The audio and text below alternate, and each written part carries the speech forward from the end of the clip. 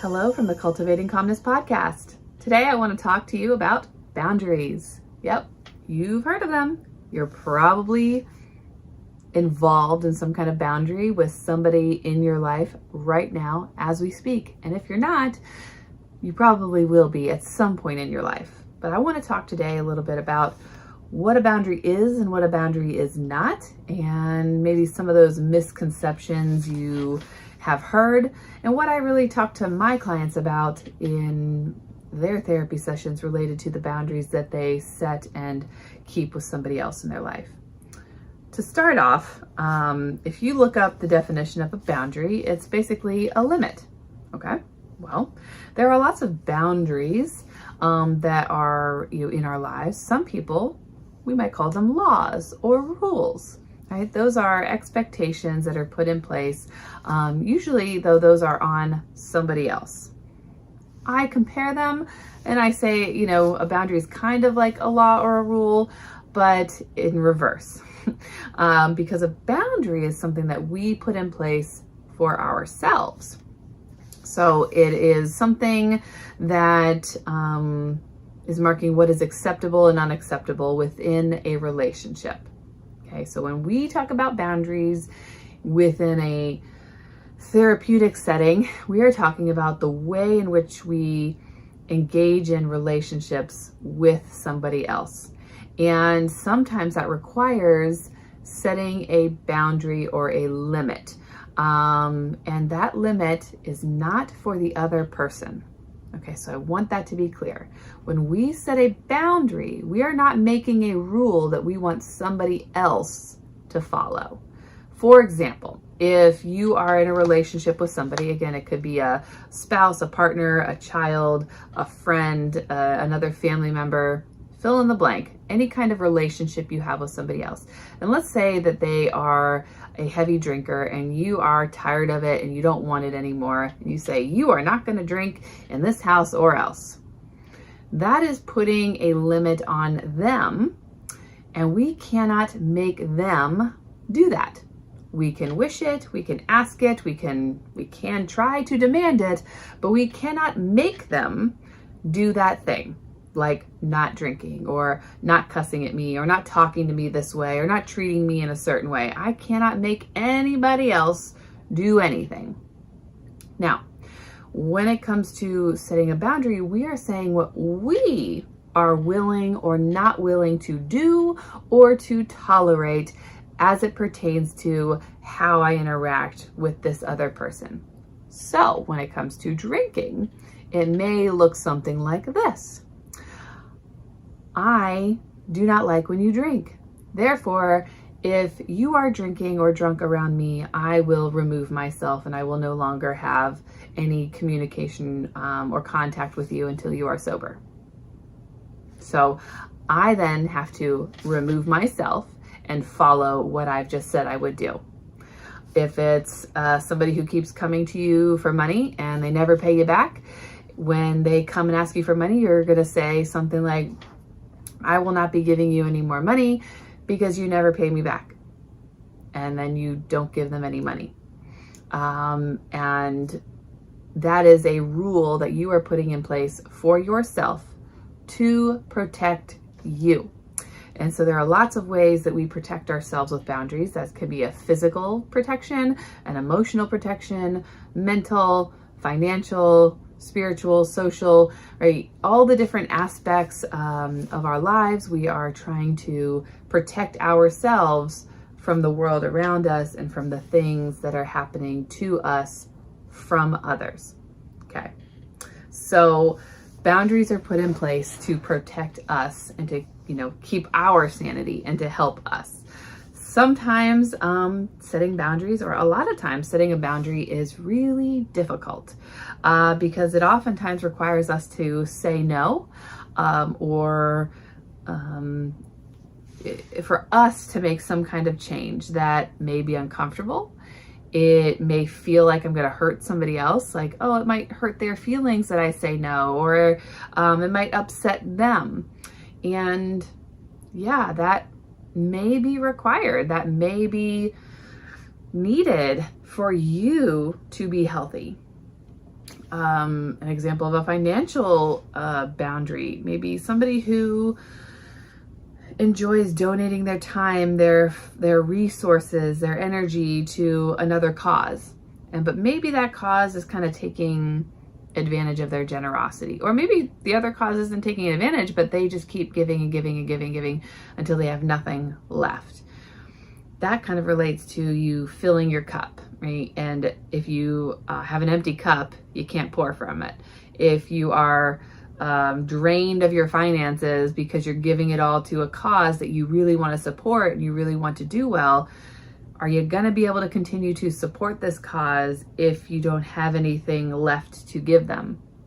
So a boundary may be, I am only going to donate X amount of time per a month or X amount of money per a month. And then I will have to devote, maybe other resources like my time instead of my money to the cause, to be able to promote the cause that I want to promote.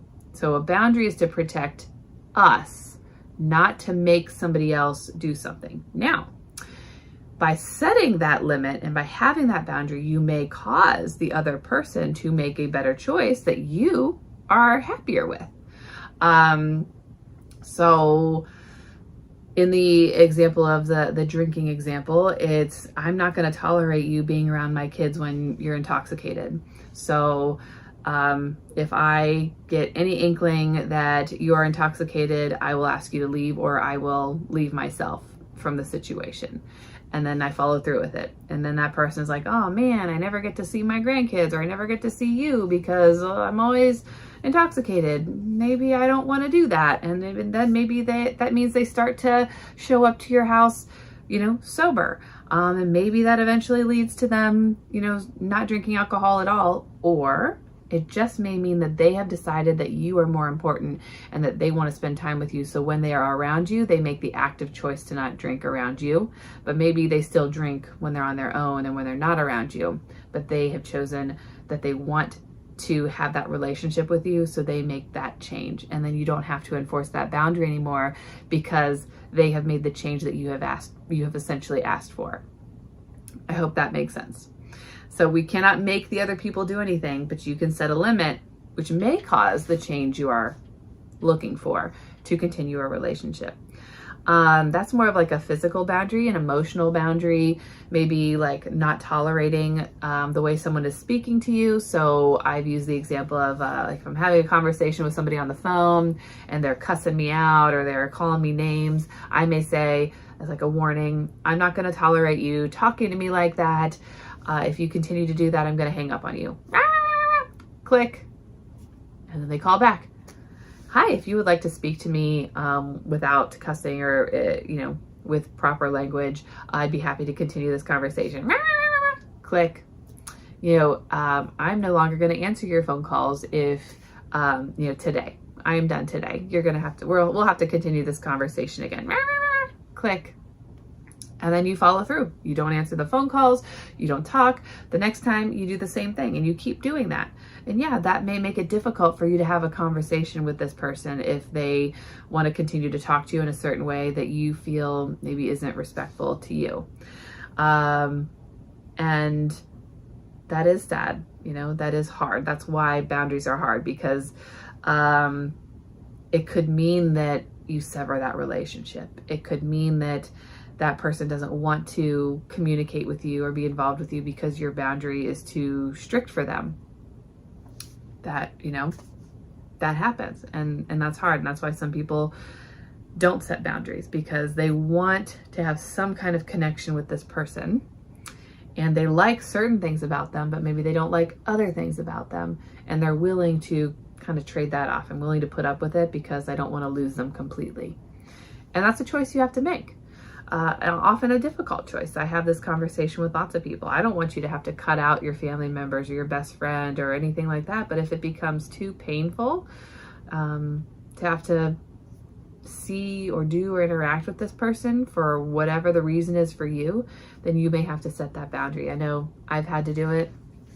It's incredibly hard. I've had to, mute social media profiles, because whenever I see certain things on there, it upsets me and maybe I can't stop myself from wanting to say something. So in order to protect myself and in order to limit the stress that it causes me, I've had to either block or limit what I can see so that, I'm protecting myself.